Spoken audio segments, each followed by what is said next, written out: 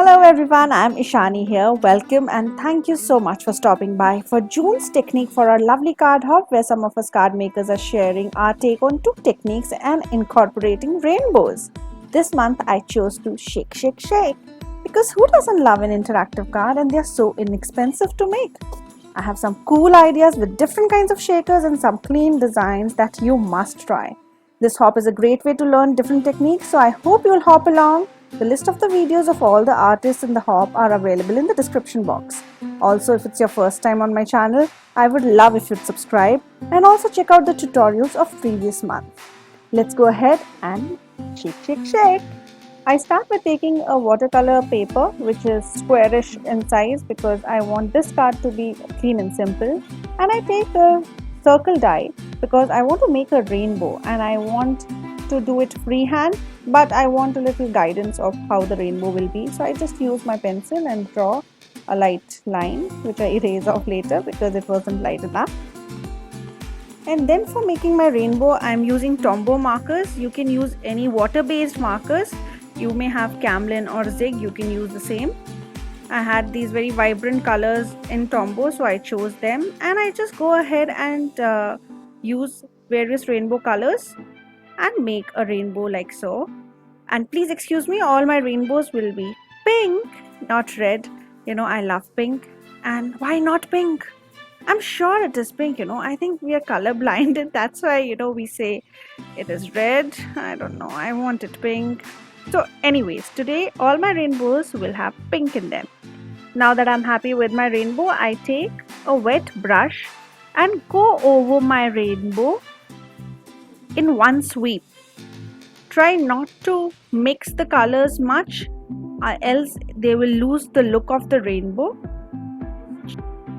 Few strokes in similar fashion will be enough to diffuse the colors and make them look like they were a real rainbow. The shaker element on this card will be a cloud, for which I've taken a cloud die that has a border and a cloud inside. I've cut it in a way that I get around 4 to 5 borders of my cloud. For the sentiment, I'm using this stamp by Waffle Flower, Make a Wish, because when you see a rainbow, you make a wish.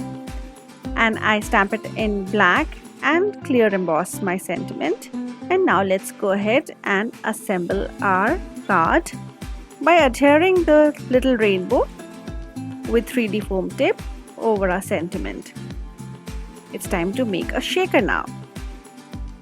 Our first shaker will be a vellum shaker, and for which first I adhere 2 of my clouds together, and then I trace the cloud die from a vellum. I cut out the cloud and I adhere it just behind my adhered clouds. I let it dry, and by the time it dries, I cut out another vellum cloud which will be the last layer of my cloud because I want it to be like a pocket for my shaker. I adhere my outer cloud at the bottom of the rainbow. Now with the bottom part of the cloud ready, I take the upper part and with sharp scissors I cut around the cloud. The depth of the cloud will depend on the shaker element that you're going to put. So my shaker elements will be paper, and I am trying not to go more than 4 layers of cloud. You can increase or decrease the depth of your cloud depending on the shaker elements that you're planning to put. Now with the layers of the sandwich ready, it's time to fill in our confetti. I have taken some colorful paper and used a punch to cut out the confetti of rainbow colors, and I made my little son do all the work. It was fun for him. I just put all the confetti in my cloud and again go ahead and seal the cloud. And here's our first shaker card, a clean and simple shaker with homemade confetti. I hope you like the first card, and let's go ahead and see what else can we do, how we incorporate shaker elements and rainbows in the other cards. Our next shaker card will have a heart window, so I am going to cut my front panel of the card with a heart-shaped die. And the technique for this card will be ink smooshing, for which it is better if you take a watercolor paper, as it will be able to absorb the water which is used for ink smooshing. For this card, I'm using stamp rotation stamp called Fierce and Brave, and I'm going to use this image of a lady for my resist technique. I love incorporating techniques on my cards. So for resist technique, I'm going to stamp my lady with Versamark ink and emboss it in white embossing powder. Make sure that you use an anti-static powder before you stamp. I love the stamp and many others by Stamp Rotation. If you've not checked their website, I would urge you to go and check in my description box, where I have also written the discount code that you can use for getting a 20% discount. I'm going to use an acetate for smooshing in a controlled manner. I'll show you how to do it. You can use watercolor based markers or distress inks or watercolors themselves. It doesn't matter, it just needs to be any kind of watercolor. I start with scribbling some color on my acetate, and with the brush I get some water and make it a little flowy. You can also spritz some water, but for controlled smooshing and a little more concentrated colors, I like to do this way. I choose yellow for the face, and I'm going to use a little pink towards the cheeks and then get it towards the body. And I want it to look a little fluid, but I want to also think about which color to go where so that it looks cohesive. I'm also not going to use orange and green, and would just let my colors mix and make the orange and green of the rainbows. Now that you've understood, you will see how I just go ahead and smoosh it in controlled manner with this acetate. I take purple and blue towards the hair, and on the other side I'm going to mix blue with yellow to get my greens. You can always use the acetate to make the color flow, and I also keep getting my frame and check if the colors are there at the places where the heart will have its window.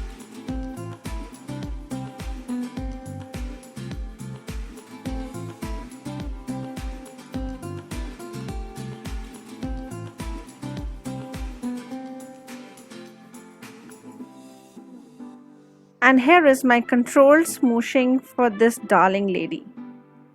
It is time to make it a shaker. I take the die cut negative and apply double-sided glue and adhere my acetate over it.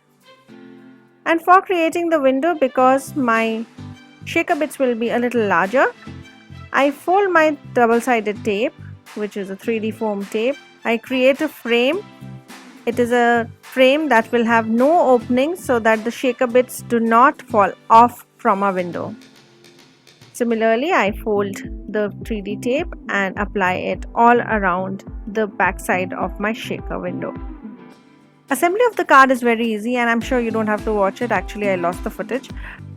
But what I did was I adhered my watercolored panel, the ink smoosh panel, on top folding card base. On the face of the lady, I put all the sequins that would be my shaker bits, and then gently put the shaker window on top of my card and over. I love it when I can have so many techniques packed in one card but still make it look clean and simple. I hope you like it. For the next two cards, I'm going to use Crafty Meraki word dies. These are beautiful dies, and Crafty Meraki is celebrating their first year in this industry. I hope you will check out their website and also check out the discount code that I have linked in the description box. They have beautiful dies and stamps. Let's cut these dies and show you how beautiful they are. The card base for my card will be in the landscape mode because this is a bigger die and I want it like that. The front panel of my card will be smaller than the card base, which I'm going to cut with this hello die. This die cuts three pieces. One is a beautiful outer frame, and then you have a shadow of the word and the main word itself. I'm going to take away the shadow and only use the frame and the main word. This die cut panel will be my window for the shaker card. I turn the paper over and with double-sided glue, I adhere my acetate.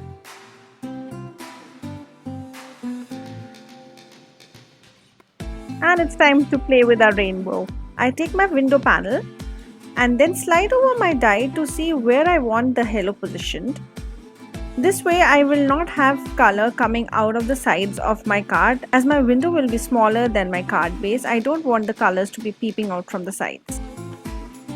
So now with the pencil markings, I know that my distress inks cannot go out. I'm using all the rainbow colors that I had in my distress inks. You can use any inks.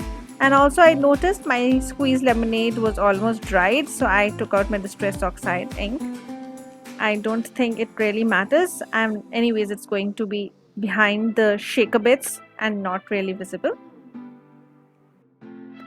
With my background ready, I go ahead and adhere my hello on the window, and for the shaker bits I am taking these small star sequins. I use anti-static powder on my window and then adhere double-sided foam tape. This again will create a well so that the shaker bits do not fall off. One more thing to be remembered is that you can put anti-static powder or a little baby powder on the sides of the foam tape as well. Like on the previous heart-shaped card, this also was done so that the sequins do not get stuck on the sides of the foam tape. For placing my sequins, I take the hello outer die and then with a brush I sweep these sequins inside so that they are all contained at one place when we are placing the window. And to finish off the card, I use Friend, which is a die that I cut twice from black cardstock, and adhere it below my hello. And isn't it simple and so sparkly and shiny? I love it. I love this card. I hope you're enjoying the video. I would love if you'd subscribe to my channel if you haven't yet. And also this video is a part of a video hop, so please hop along the way to learn more. My next card is a tone-on-tone shaker card, for which I have taken the small frame dies by Lawn Fawn. You can use the smallest of the frame dies that we usually have in ascending order. I've cut my frames 4 to 5 times with white cardstock, and I'm going to take acetate to create windows. For this I have cut the shape of the frame from the acetate, and with glue I adhere my little window. I also sandwich with another frame so that the acetate does not move.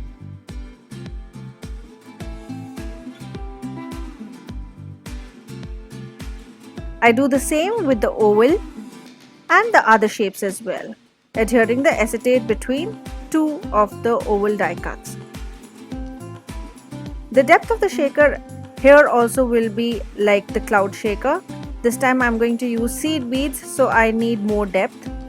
But now I need to create my frame on the card. I adhere all these frames to create a well so that I can place my seed beads. Here you can apply 2 of the layers of the frames as well. It took me 4 of these frames to complete one shape. I put my seed beads and seal my frames and make the little shaker windows.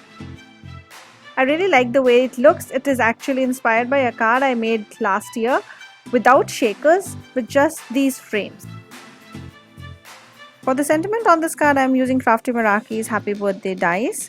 They are similar to the hello dies that I used earlier, and I take distress inks and ink my die cuts. I take another white cut die cut and then adhere my rainbow die cut over it. And now with these 2 layers, I adhere them on my frames. But after they were stuck, I realized they were not very vibrant. So I again die cut my happy birthday, used distress inks to color it, but then used clear embossing powder to emboss it. And then I adhere it on my previously stuck happy birthday. Now it looks much more brighter and the pop of color looks so beautiful. I hope you like this shaker card as well. I've shown you 4 shaker cards with different kinds of shaker elements and different techniques. I hope you will keep coming back to see some more technique-rich videos. Thank you so much for stopping by. Check out the description for all the details. Take care and happy crafting. Bye-bye.